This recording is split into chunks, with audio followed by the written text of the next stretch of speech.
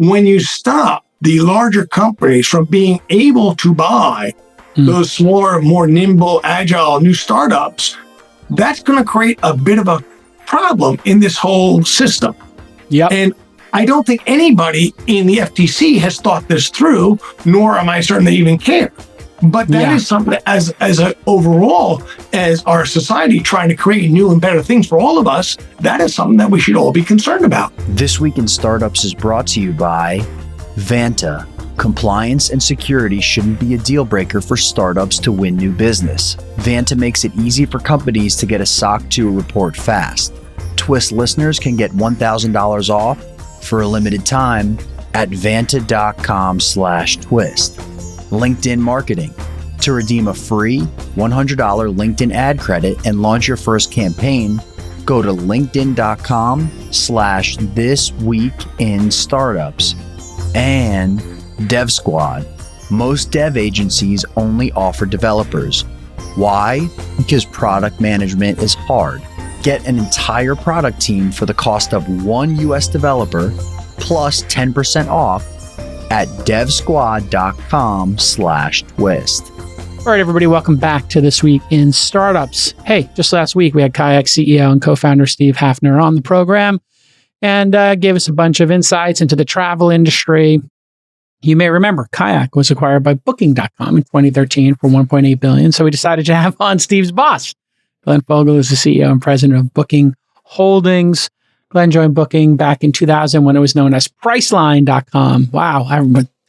Throwback to Priceline. What was the name of the accelerator and the founder of that accelerator who created all the business patents around it's funny because, Jay. Jay.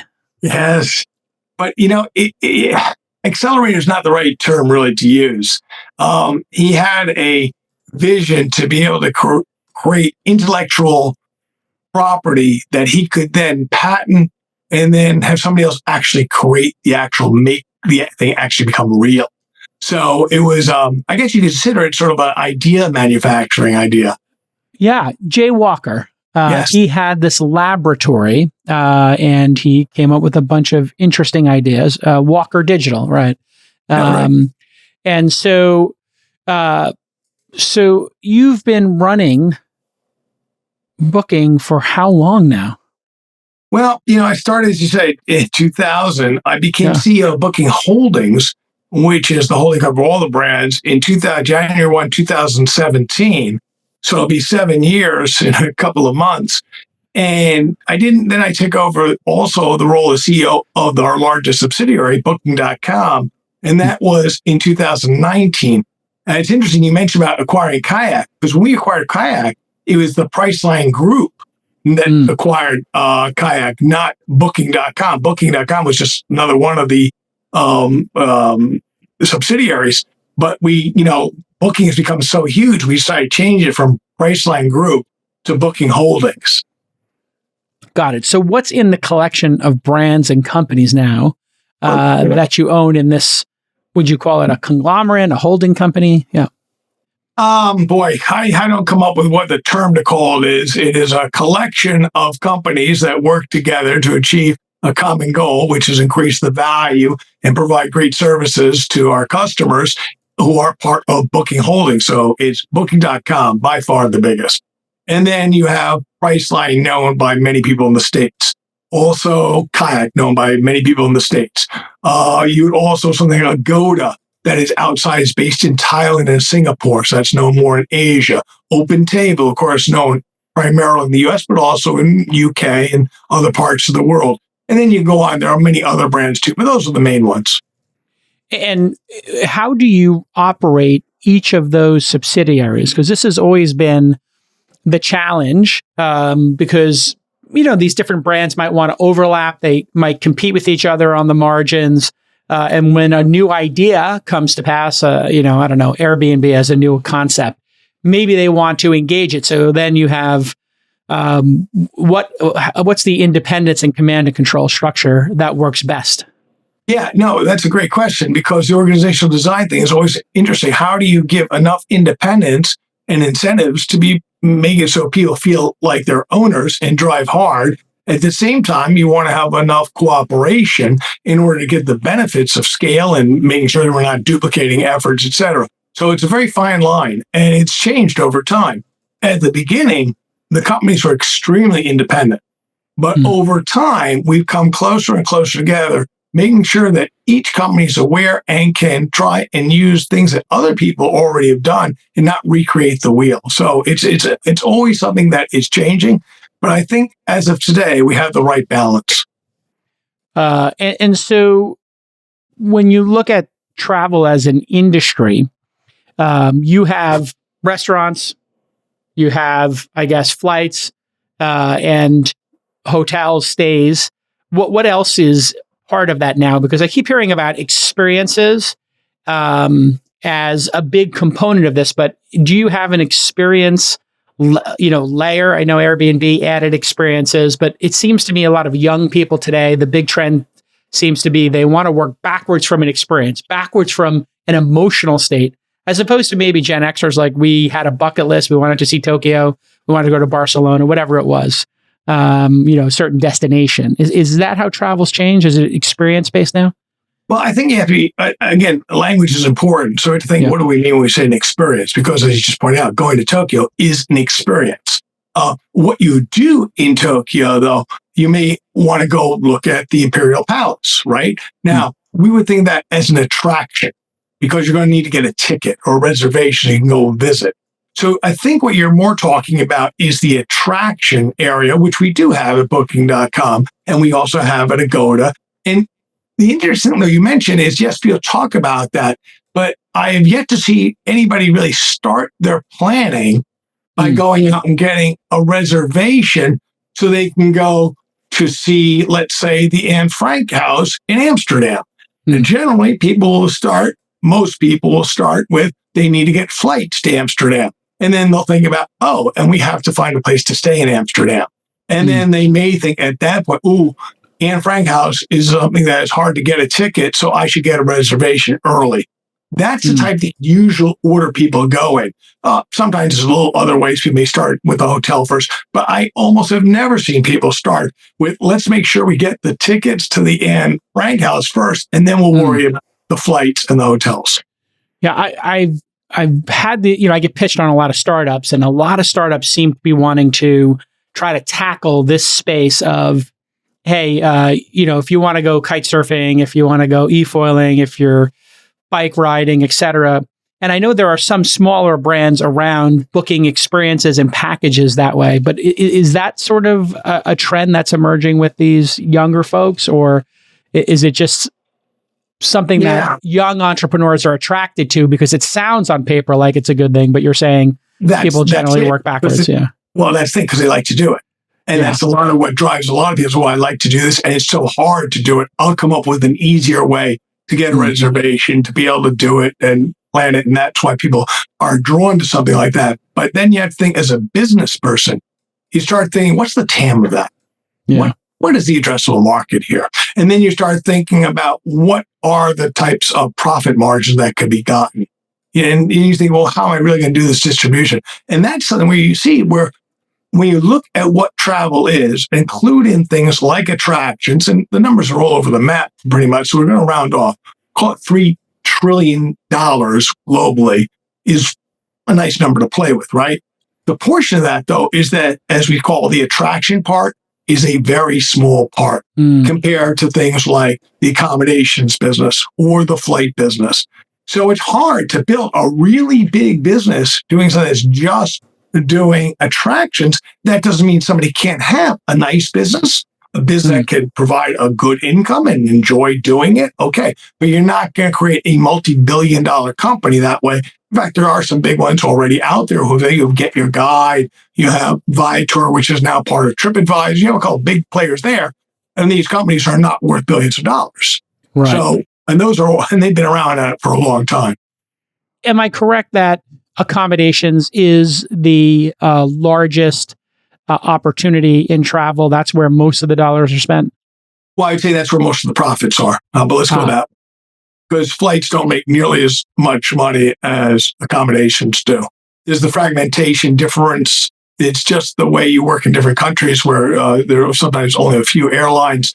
You get into like the United States where airlines are not willing to pay any commission. They don't feel a need to pay for distribution. So it's the fragmentation of the hotel industry, the accommodation business, that enables there to be an opportunity for somebody to be able to get a reasonable return on what they're doing.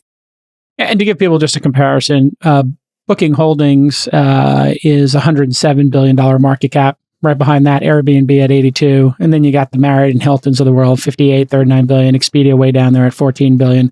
So you're, I think, the largest conglomerate in travel today. Is that correct?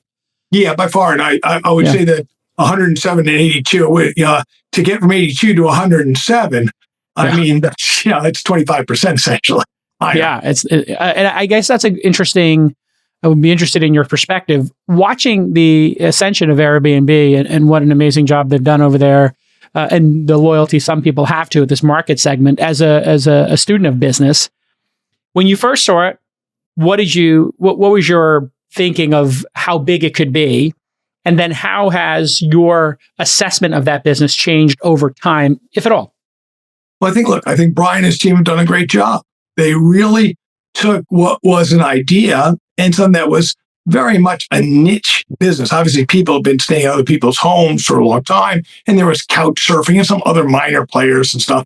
But they really did something that really created something that was scalable. Now, what I really admire, though, was his chutzpah, is one way to put it, because in many of the places that he did business was illegal. Now, we at the time, as a public company, we were doing things like Airbnb on a smaller scale, essentially, in terms of only doing it where it was legal, in areas where we were allowed to do it. So there's a difference. There's this goes, I don't know who said it first, this idea of, move fast, break things, and don't ask for permission, right? Yeah, just beg for forgiveness. Exactly. And that's something that Brian and team did, and that's great. And they built a business out of it. They built an industry out of it. That's great. And I admire it. That being said, though, it's harder if you're a public company. You got to be careful about doing stuff that's breaking the law. And by the way, you see what's going on in New York right now, New York City, where it's always been illegal for the most part for many of the areas of the short-term rental business to be doing it for less than 30 days. And in the New York City area, they finally have come out and they're actually really pushing hard on it with a new law, et cetera. And that has, unfortunately, a lot of people who wanted to rent their properties on a short-term rental platform are not able to do it anymore. What's your take on it? Should people who own properties be able to rent them and compete in this market? Or do you think, it should be regulated heavily, like, say, New York, and that's a better model? Or are you indifferent to it? Each location can make their own decision based on what the community wants. Well, I think your last point's the good one. Look, there are a lot of stakeholders involved in this type of a business here. You have, first of all, you have someone who has a property and they want to rent it out. So that's okay. They own the property and they want to rent it. But then you have, let's say, a traveler. They want to be able to stay there because maybe it's a better thing they need or a slower cost or whatever. But then let's say it's an apartment building and you have people on the floor who live there. And they don't want to have people coming in and out every night with roller suitcases, making noise and all sorts. So you have those people to worry about. And then you have the issue of, well, if that property is being used for short-term rentals, that means it can't be used for a long-term resident part of the community. So you have the issue of people, there's a shortage of housing and it's driving up the prices. So you have a lot of issues going. And then also people aren't paying their taxes, where a hotel is paying a huge amount of taxes to the municipality through their taxes on hotels, but the short-term rental owner isn't paying the tax. So there are a lot of complicated issues. So the right thing to do really is you need to have all these stakeholders get together and come up what is an optimal solution that best satisfies everybody. Now, nobody's going to get everything they want, but you come with something that actually works best for everybody. That's what you really need. And that requires negotiation, discussion, et cetera. And I think it's wrong to think there's an absolute here. If I lived on an apartment building and I'm on that floor and somebody next door is rented it out and I got a bunch of people coming at 1 a.m., loud, banging around, I would be really unhappy. But if I own property and I need that rental income to help me live there, well, I'd be really bad if I wasn't allowed to do it. So obviously conflicting needs. Yeah, we have this controversy in Tahoe where there's not enough housing to staff the people who work there during, say, ski season. But of course, renting the homes is highly profitable. So a lot of the people who have homes put it into the Airbnb, or in your cases, you have alternative accommodations. You guys actually support the legal ones, sure? Yeah. Yes. Yeah. And so, it's a balance. And ultimately, it's just made people say, we need to build more units. Well, that's helpful too. Yeah. I mean, at the end of the day, that is the issue. So what impact has it had, these alternative accommodations? I guess VRBO is the other major player in that space. Sure. And I think Hilton, do they also do like Hilton alternative kind of stuff now too? I think I may have seen that in my interface. A lot of the big international chains are coming up with different ways that they can offer a similar type property because they know people have certain needs. Like if you're a family and you want to have a kitchen so the kids can have breakfast there and you want to have enough bedrooms so everybody's all in one space, that's an understandable need that the chains realize that, hey, do we come up with a property that would fit that need? So everybody's getting into it. Yeah. The question really is, what we like about our company is that we offer everything because we know there are different needs at different times. So maybe you need a hotel, maybe you need a resort, maybe you need a villa, maybe you need that ski chalet. We want to be able to offer all the properties, all the different types, so that the customer, the traveler, can actually be able to find what they need for the use case they have. Yeah, and all of that is available through your common search. You can see all those side by side. And yeah, I mean, I'm exactly that way. If we're going away for a multifamily trip, we're going to do an Airbnb, a VRBO, whatever. We want 5 bedrooms, 6 bedrooms, all the kids are going to be together, game room, all of that's awesome. But then if we're traveling just our family, maybe we just want adjoining hotel rooms, it's fine. And we actually prefer room service as a treat unless we're there for over 3 days, right? So we have our own like internal algorithm of how we use this stuff. Exactly. And for me, it's like, if I'm going to a resort, I really don't want to have to make the bed. I really don't want to have to clean it. And I really like the idea of a pool with a swim up bar. If you're a SaaS or services company that stores customer data in the cloud, then you need to be SOC 2 compliant. You knew that, from a third party. And you need that third party to close big deals. And if you want to get compliant easier and faster, you need to use Vanta, Vanta. Vanta makes it so easy for you to get and renew your SOC 2. On average, Vanta customers are SOC 2 compliant in just 2 to 4 weeks.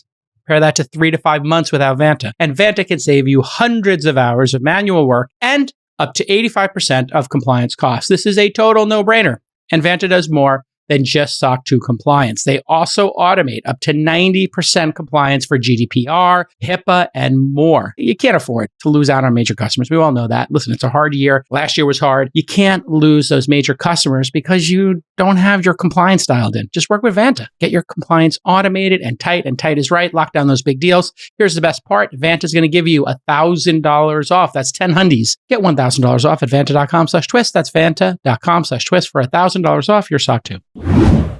As we watch what's happening in AI, what do you think will happen to interfaces? You've spent your career for 2 decades, on a web desktop interface, then going to mobile. Generally, it's a grid. We're all pretty good at putting search parameters in. We're all kind of like our own little travel agents. They used to have their own dedicated, services that they used on a command line to do fancy searches. Now that have that beautiful interface, whatever service it happens to be. But do you think you're going to move to a chat interface where you talk to an interface? And have you been playing with some of the early attempts at that?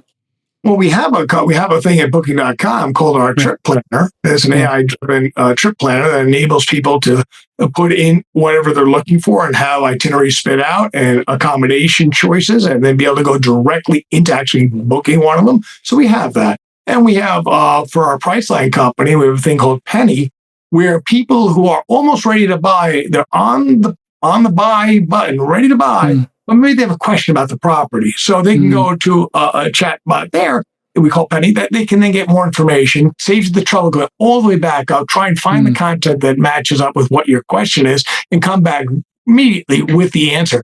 And one of the most popular questions is, can I bring my dog to the property? That's a real popular one. Also, is the parking free seems to be a very popular one too. But so we have lots of different ways to do it. But here's the thing, and this is something that's driven our company for over 20 years that I've been here. I mean, I'll be 24 years in a couple of months. This is the idea that we don't know. We let the customer decide for us. We'll experiment. We'll bring out new ideas. We want to think that people want to use a chatbot to go through it. They want to use voice, however they want. We will test and see what the results are, and then we'll scale once we get the signal that says this is the way people want to go. What I think is going to happen is irrelevant. My opinion counts for zero. What matters is the data. Yeah. What is the early data showing on that? Do people enjoy the chat interface, and then after they use it for a little bit, they go back to the original one and then do the booking there?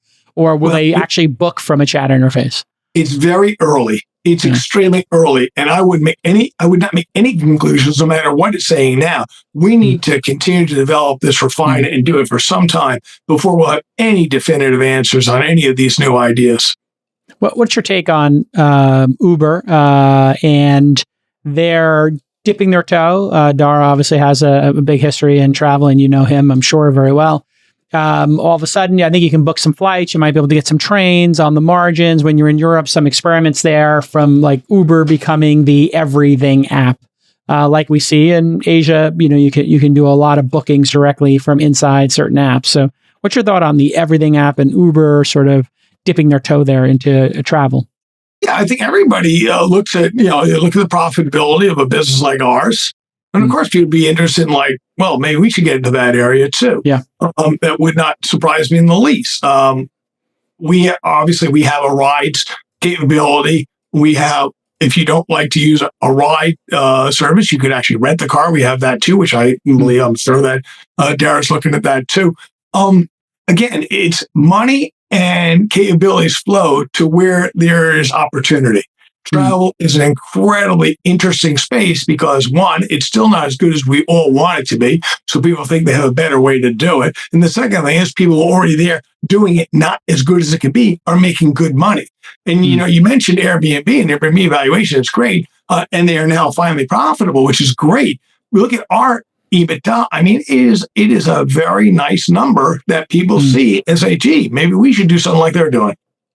Oh, well, and yeah, your total revenue and income has been spectacular. Q2 results, total revenue up 27% year over year, and your income up 51%. So pretty amazing. And you're throwing off over $1 billion in profits. It's a pretty nice business. So are you on a collision course with Uber, do you think? Where the two businesses will have significant overlap, or do you think that's just going to be a sideshow for them?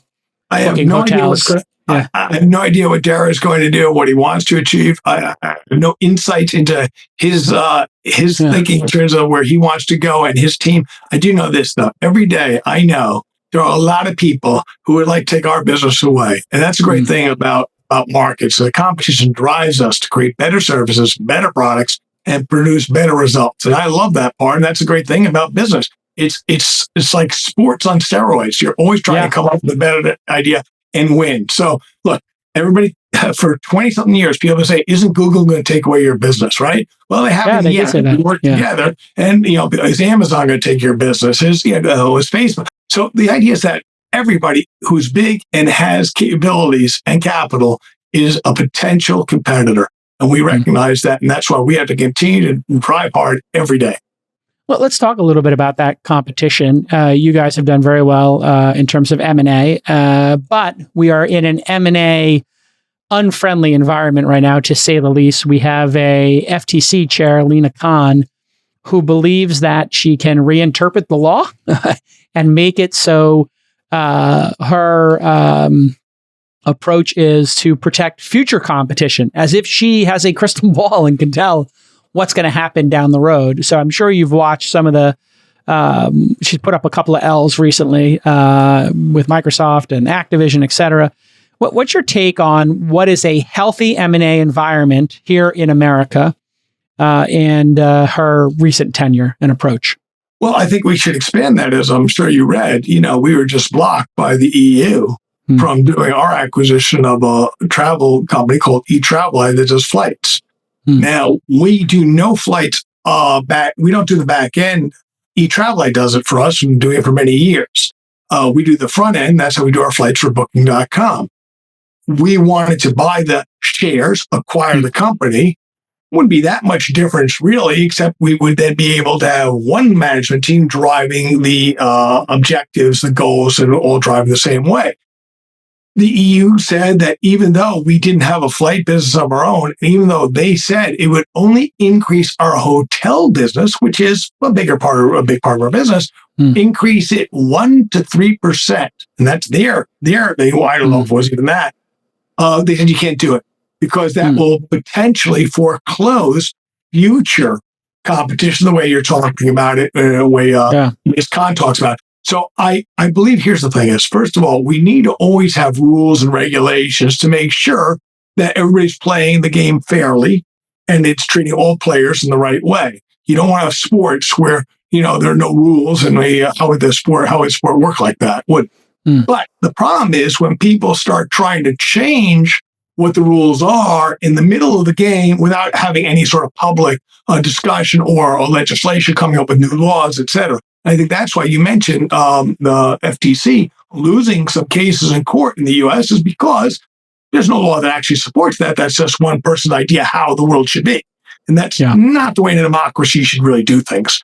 I am okay if a democracy says we should change the law to be X. Well, that's why we have a democracy, and that's it. I may disagree with the belief that that's really going to make it better for society, but at least it's done in a legal and constructive way. That's the thing that I think we should all be most concerned about.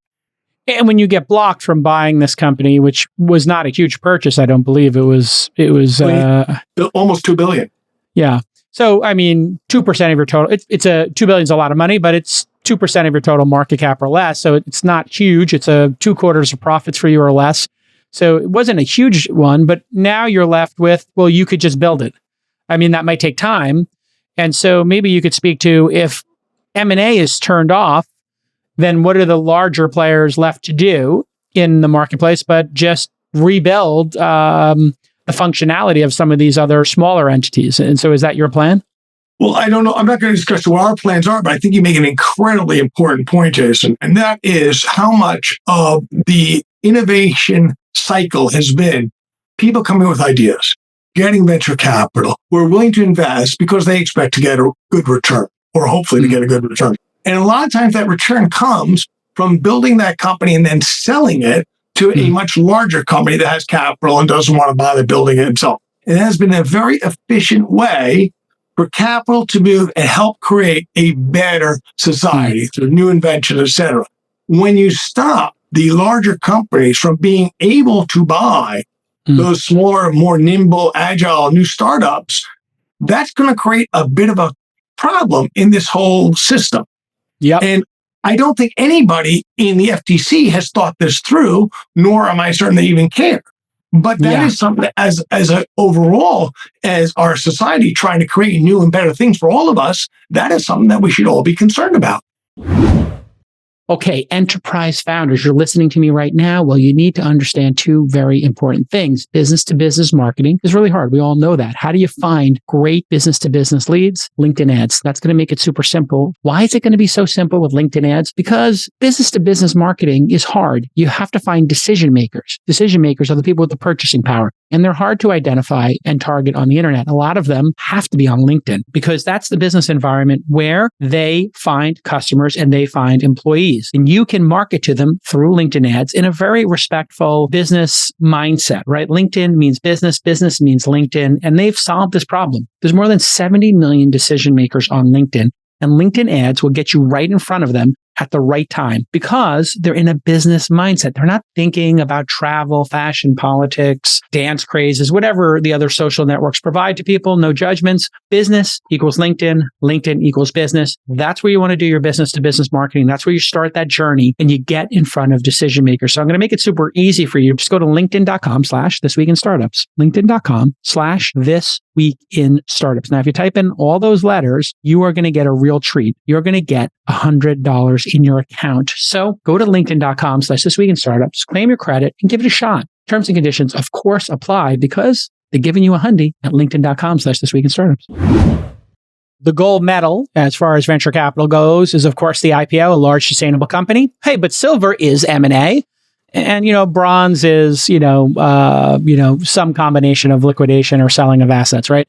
Those are the three ways, or maybe dividends, I guess. Not that VCs play for that, but some sort of sustainability. And if you take out the silver medal, it really does put a hamper on venture capital. Then limited partners don't want to be in VC funds, and then VC funds don't make as many investments, and we're slowing down innovation.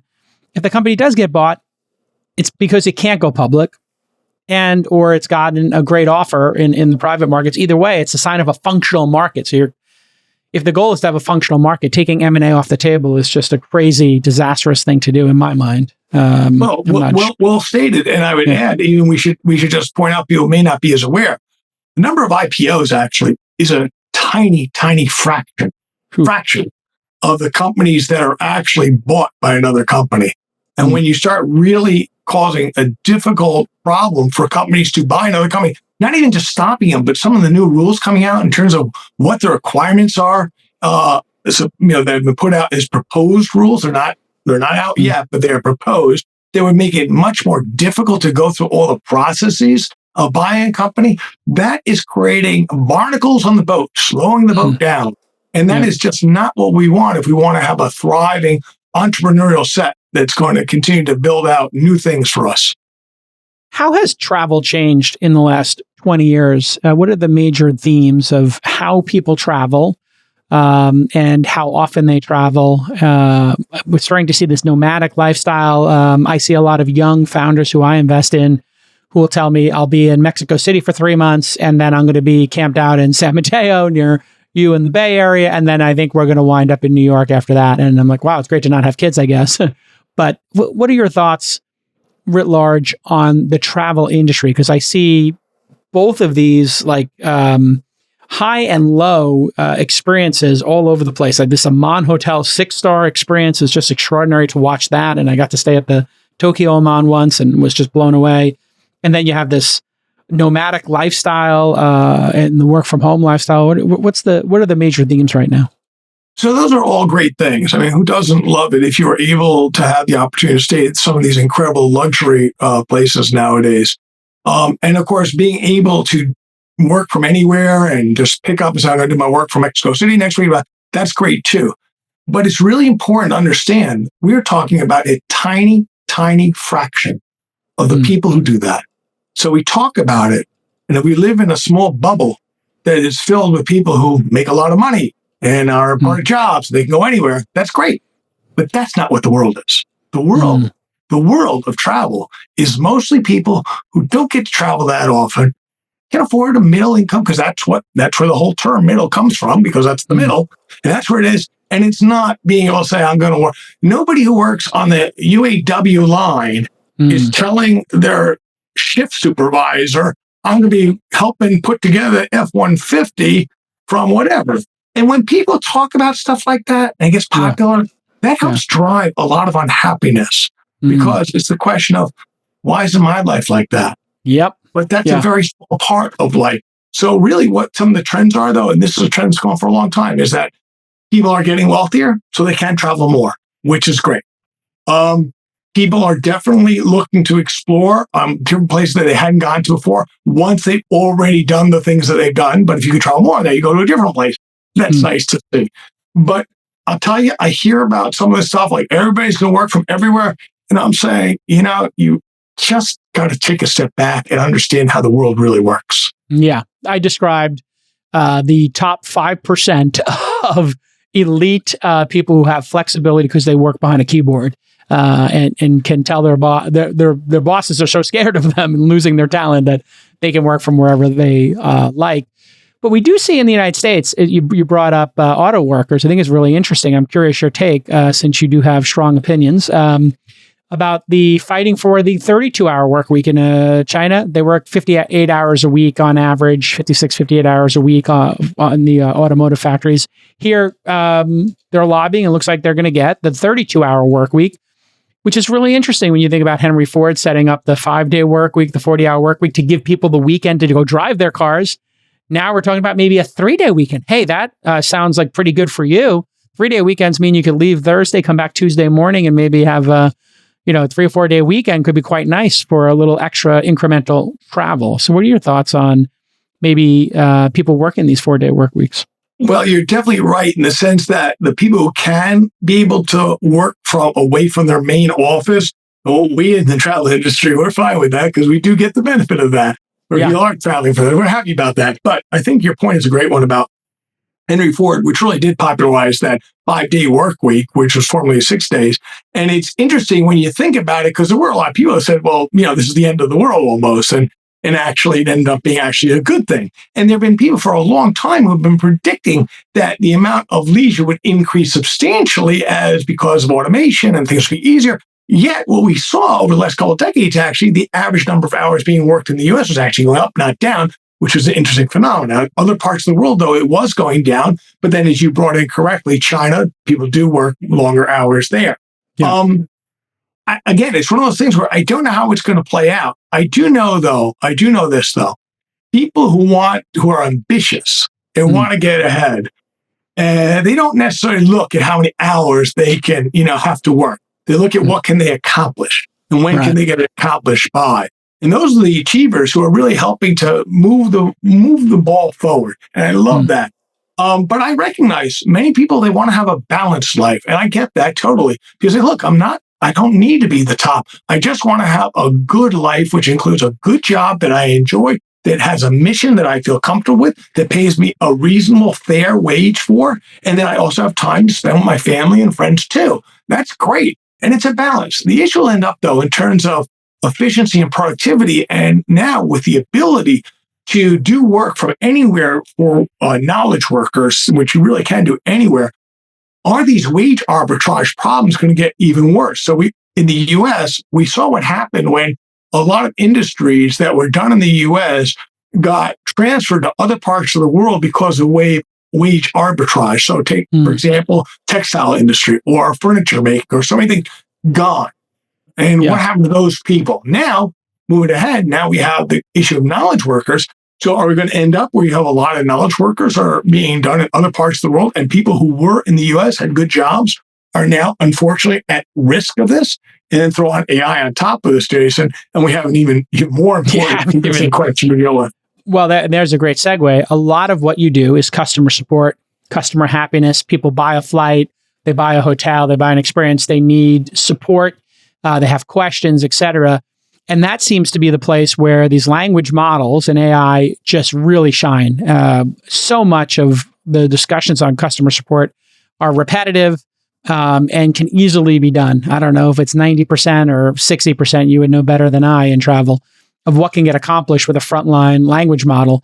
What are you seeing on the ground? And you are a global company as well. You get to place jobs wherever you want. So where is work shifting to? I know Manila and India were places people moved a lot of business process outsourcing, but it seems that anything that could be business process outsourced is going to be language model outsourced next. So your thoughts? Yeah. Definitely think that is certainly a primary use case of these large language models is exactly what you're talking about. And it'll be interesting to see how that plays out for the people who currently that's their subsistence. That's how their families are living doing those jobs, and what's going to happen to them in those places. So these are very interesting societal problems that are going to happen. And what's unfortunate is the change is going to happen much faster than other changes have happened in the past. Now we go back to the Luddites and the looms. Well, that was a many decade transfer of people who were doing that. And if you look at agricultural workers moving to the city, the urbanization, 100 years. So that movement over time in different cultures, different areas. This thing's going to happen extremely rapidly. And it's not just, and by the way, it's not just the large language models doing, your outsourcing processes. It's things, take for example, truck driving. And how many people in the U.S. make a living driving a truck? I don't know, 3 million? I'll make a guess about that. It's double that, I think. Yeah, I think we have close to 30 million people work in trucking or cashiers and retail. And so those two areas seem to be the ones that people were most concerned about. Yeah, trucking, I think it's like 6 or 7 million. It's crazy. So take trucking, and once we get, which is not a large language model quite so, but it's AI, and you have self-driving trucks that are actually more efficient, certainly safer, so many things. What happens to those people? If you're a 50-year-old long haul truck driver, what are you going to do? Hi, thank you very much for playing. Well, you're 15 years from retirement. And what, we're going to retrain you to do what? And who's going to do the retraining? Who's going to pay for that? These are really important issues to be thinking about that I hear people saying the question, but I'm not hearing a lot about what the potential answers to this are going to be. Yeah, it's, and you are right. It's actually 3.5 million actual truckers. And then there's their support staff, I think rounds it up to about double of that. And this is something that's probably in the next 10 years going to be completely automated, and certainly having a driver in the cab, but maybe they can go a 12-hour shift, or the car could drive for 24 hours and they just get woken up and they could actually sleep in the cabin, is some of the ideas I've seen batted around. But yeah, I guess we're relying on hope as opposed to an actual plan. Hope is not a strategy. Hope is not a good strategy. Definitely. Let me ask you, you've been at this for 20 plus years. You've watched a couple of generations go through. I believe you're Gen X like me. I'm a boomer. I'm 61. You're a boomer. You look great for a boomer. Are you looking to build a SaaS product, but you need help on the technical side? Listen, developers, expensive. We all know this. And they're hard to find. But if you use DevSquad, they're going to help you validate your idea and bring that concept to market in 3 to 6 months. How do they do this? DevSquad is a fully managed agency that can handle product development end to end. This means you're not going to just get developers. You're going to get technical product managers, designers, and more, all for the price of just one US developer. This means you can focus on what you're good at: product strategy, sales, marketing, and they will do all the idea validation, the real user testing. And they are able to do this because there's amazing top talent in Latin America, an entire product team for the price of just one US developer. Think about how much you're going to get done by leveraging DevSquad's amazing talent in Latin America. A technical product manager, that's your main point of contact, right? And then you're going to have product strategists, UX designers, DevOps, and quality assurance alongside that product manager, making sure that your product and your project is a success. So you pay month to month, no long-term contracts, no lock-in, starts at just $40 an hour. And then they can scale depending on your needs. So I want you to visit devsquad.com/twist. That's DEVSQUAD.com/twist to get more details and to get 10% off your first month. When you look at Gen X, Gen Z, Gen Y, you've got these 3 groups working for you now. What do you see in terms of the hustle and the desire to really aggressively build businesses, entrepreneurship, capitalism? And then what's your philosophy for managing talent, given, hey, you've got 3 different generations, 4 different generations working for you, in all likelihood, some boomers still there.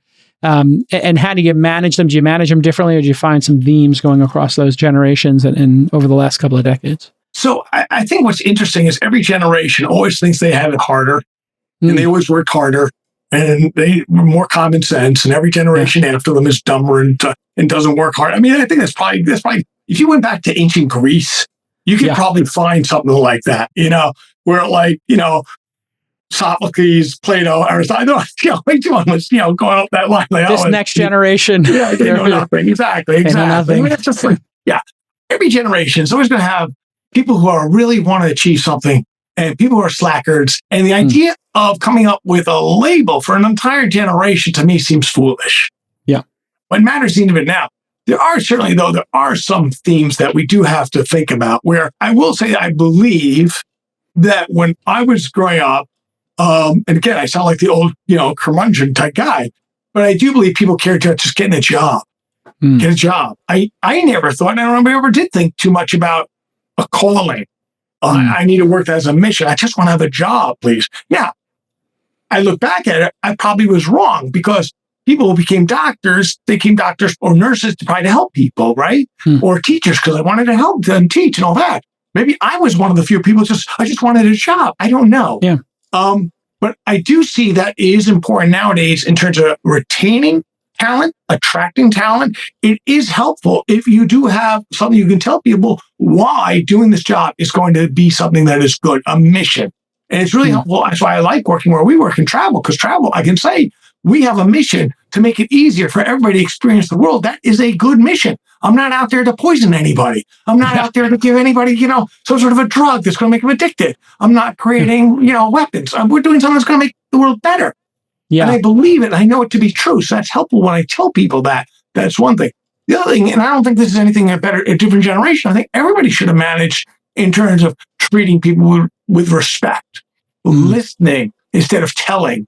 I think there are a lot of things that it's not a generational thing. It's a good manager versus a bad manager. And maybe there were more bad managers in the past. I don't know. But I definitely think that. Yeah. Okay, well, there you go. So it's been definitely confirmed. I mean, the whole concept of managerial science and maybe even companies having too many managers and, not letting people ascend in companies fast enough. It was always seemed to be, for me in my career, like being told to wait in line, which just felt untenable. And it's kind of nice now. You have a lot of startups people can join and they can go as fast as they want in their careers.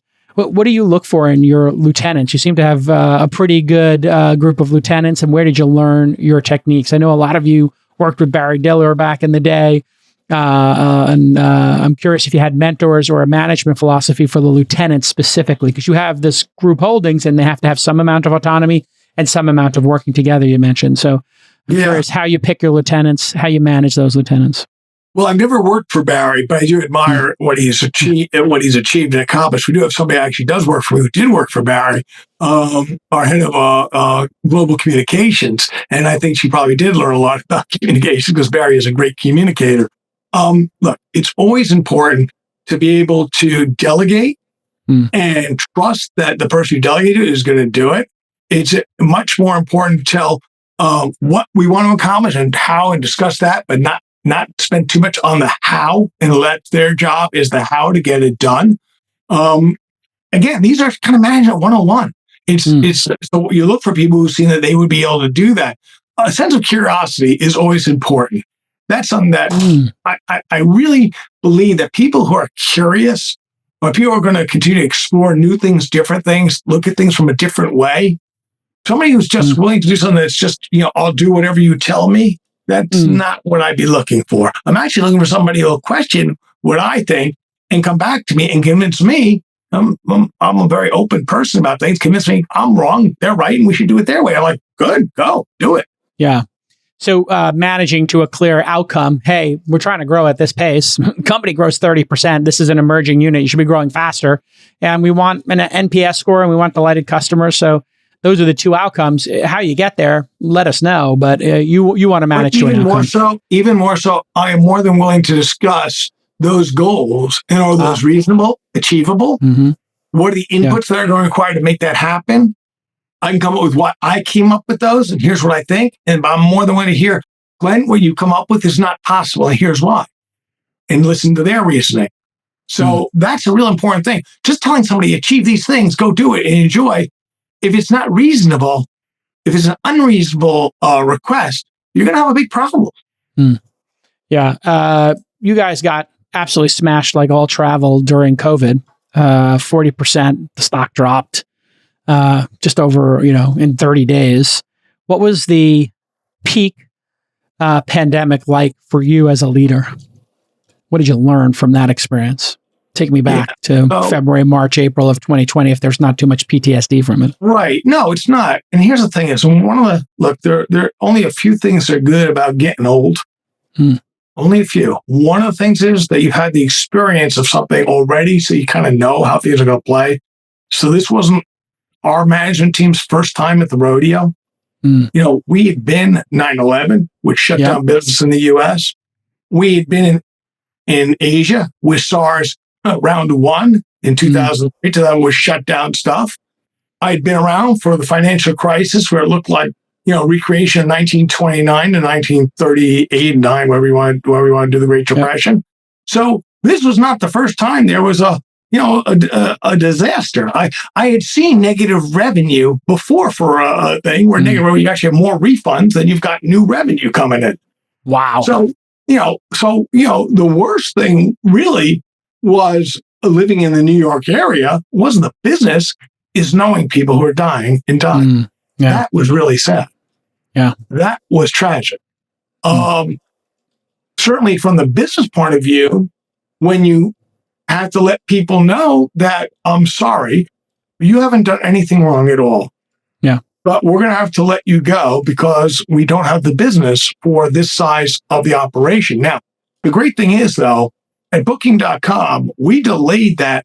We did not lay anybody off until the end of 2020, which fortunately enough of other businesses, other parts of the economies have come back, enabling those people to be able to find another job somewhere else. So during the worst of the pandemic, we kept everybody. And that was amazing. A good at Booking.com. Yeah. So that was a good thing. But again, just telling people that, I'm sorry, you have to leave, but it's not your fault. That's tough. Yeah, that is. That's always tough. And you've been through it a couple of times, 2001, 2008, great financial crisis. Yeah, all of that was super brutal. Here's a great quote for you, Glenn. The children now love luxury. They have bad manners, contempt for authority. They show disrespect for elders and love chatter in place of exercise. Children are now tyrants, not the servants of their households. They no longer rise when elders enter the room. They contradict their parents, chatter before company, gobble up dainties at the table, cross their legs, and tyrannize their teachers. Socrates. There you go. He called. There you go. Now, did you just pull that? Did you just pull that from ChatGPT? No, I got two producers listening live, making me seem really smart. But when you pointed it out, they jumped to find if they could find a great quote about it, and they did. Listen, continued success. Thanks for sharing with us how the business is going and all your philosophies of this stuff. Would love to have you come back again, maybe next year, and continued success with the incredible juggernaut that you have built and you've shepherded through all these storms. Congratulations on your success. Very kind. Thank you. It's because not me, it's 20-something thousand colleagues working together to create what has become a successful operation.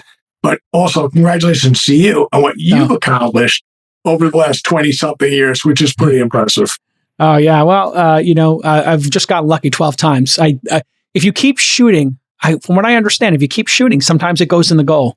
Somebody was asking me like, wow, you've been early to these 5 trends. I was like, you missed the 5 trends in between each of the 5 trends that actually landed between blogging and podcasting and angel investing. There was an entire series of failed attempts. But as best as I can tell, if you're of action in a great, vibrant country like America, good things will happen. So I always just advise people to try things and keep at it, right? And you just keep refining your skills. This has been amazing. It's a good thing you did. Well, thank you very much. Look forward to talking soon. And there you have it, folks, Glenn.